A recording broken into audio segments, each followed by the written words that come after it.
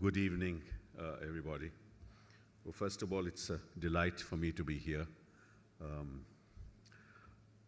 because of the passing away of Nelson Mandela. Parliament didn't function, so I could take an early flight and be here for this particular event. Impactful persons have the ability to change lives. And especially in the entertainment world, in the media world, where the media in the context of the 21st century is a vehicle through which societies in the 21st century are going to transform themselves and attempt to meet the challenges of tomorrow. And to be an impact person in the world of entertainment and media is of enormous relevance to us because he will be impactful in the context of what India grows to be into the 21st century. When you talk about leadership, leaders are, as Napoleon Bonaparte once said, dealers in hope. You have to inculcate hope wherever you are. It may be a small organization, it may be a large organization, it may be a business entity. But unless you inculcate that hope within the organization, you cannot possibly be a leader.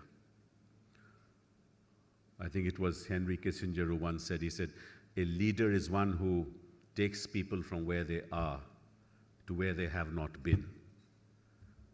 So it's all about the future. It's all about taking people and giving them a glimpse of tomorrow.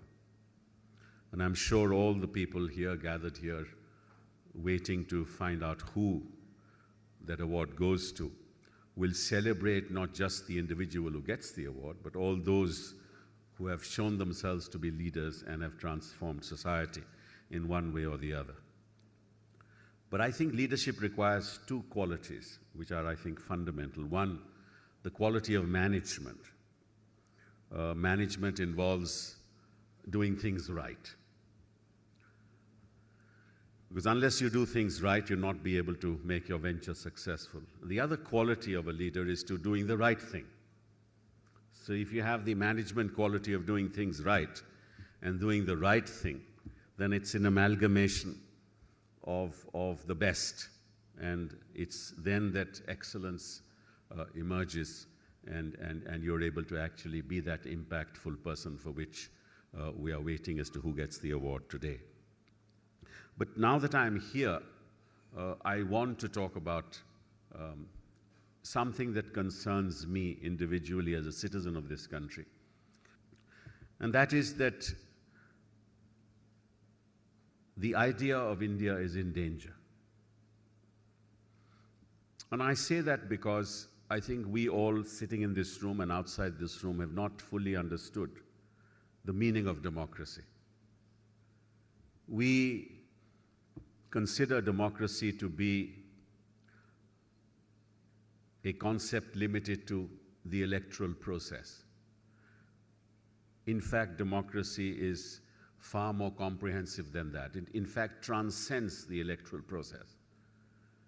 And in that sense, you and I are part of democracy. Every stakeholder who participates in democracy is a part of democracy. And it's nothing to do with, it's only one aspect of democracy that we call the electoral process. But unfortunately, in this country, we celebrate democracy because 70% of the people have gone out to vote, or 75% of the people have gone out to vote, and we celebrate as a great triumph of democracy. And I think that's a very jaundiced way of looking at this, at democracy as a concept. Democracy as a concept involves participation and involves informed participation.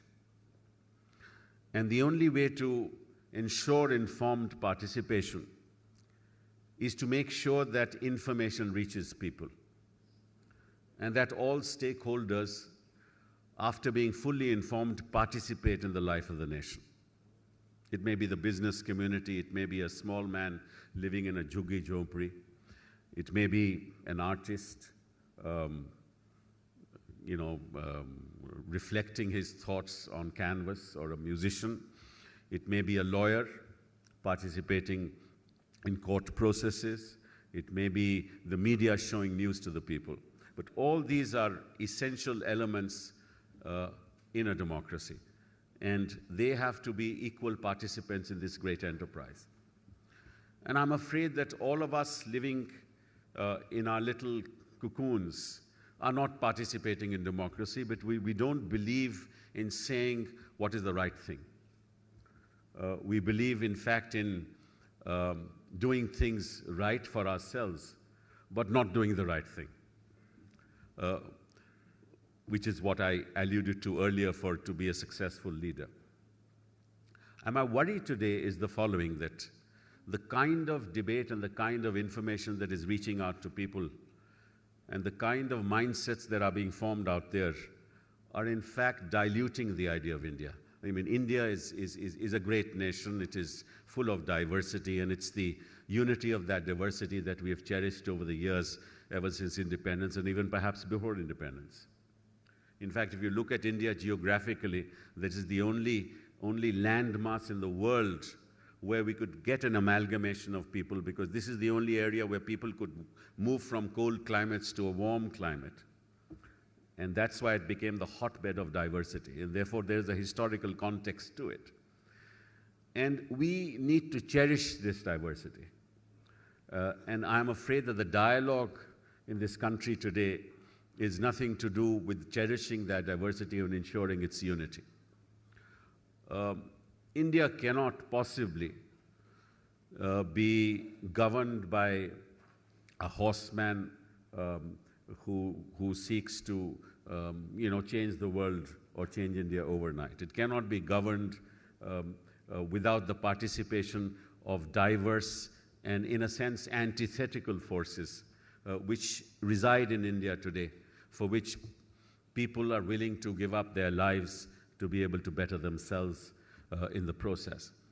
And I'm afraid the information that is going out to the public and the nature in which, the way in which the electronic media in particular, not so much the print media, the electronic media in particular, because you can do extremely constructive things by informing the nation, but you can also destroy the nation by spreading misinformation to the public at large.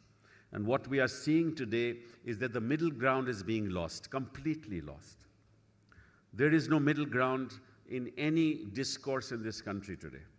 It's either you are for me or you're against me. There are no shades of gray. It's either black or it's white.